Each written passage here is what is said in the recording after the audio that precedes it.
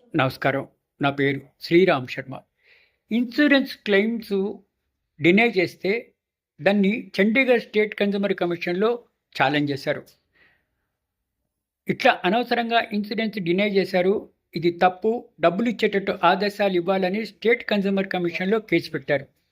Chandigarh state consumer commission member Padma Pandey, judicial member Pritam Singh తీర్పు ఇవ్వడం జరిగింది. Bajaj Allianz life insurance company డబ్బులు ఇవ్వకపోతే స్టేట్ కమిషన్లో కేసు ఫైల్ చేస్తే డబ్బులు ఇవ్వవలసిందే అని తీర్పు ఇచ్చింది. కంప్లైనెంట్ తల్లి 2,59,000 లోన్ తీసుకుంది బజాజ్ ఫైనాన్స్ నుంచి. అప్పుడు ఇన్సూరెన్స్ తీసుకుంది బజాజ్ ఇన్సూరెన్స్ కంపెనీ నుంచి. దురదృష్టవశాత్తు లోన్ తీసుకున్న ఆమె చనిపోయింది.